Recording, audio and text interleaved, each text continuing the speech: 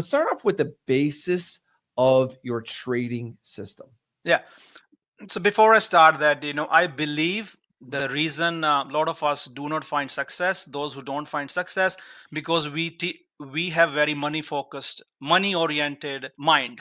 So we are never systematic, we are never goal oriented. So what I designed was, we have to be systematic. To be systematic, we need some basic foundations. So those foundations for me have been my four basic pillars, right?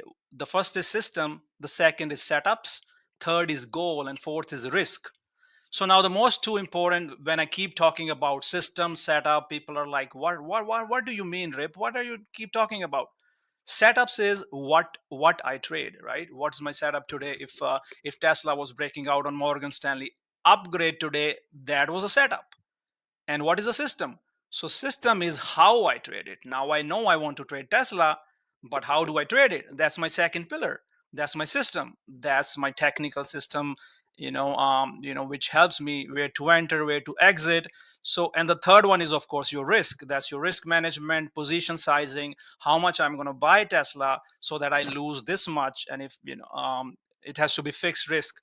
And then of course the goals, right? I teach people to take an Excel, make your goals, daily goals, weekly goals, yearly goals.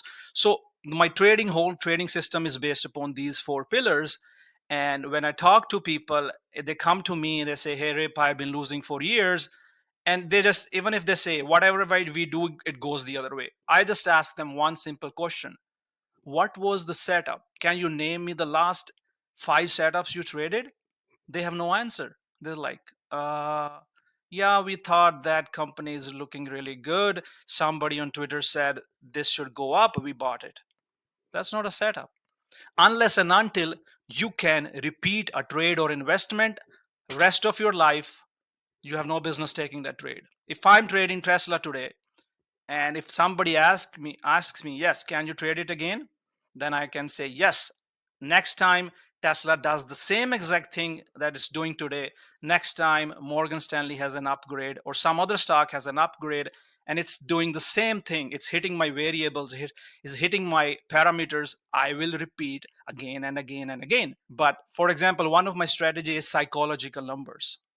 Simple strategy. I have been talking on Twitter about it for years. Very simple: 10, 50, 100. Those are the levels. Anything when it's close to that and has a momentum, I use that as a risk. I take it long or short. Works 90% of the times.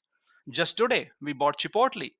$50 was a risk, went to 51.20, and we will swing it if we see more basing at $50. So things like that, I can repeat that 50 psych level setup or psychological setup for whole my life until I live.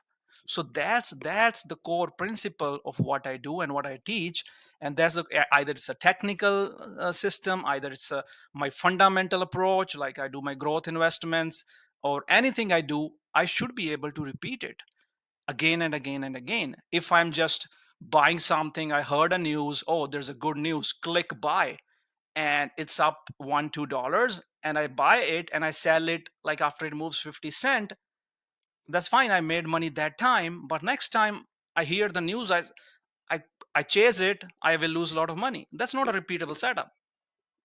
That's not yes, a news can be repeatable setup, but being emotional and having a FOMO is not repeatable. I would 9 times out of 10 I will lose money chasing the news like that.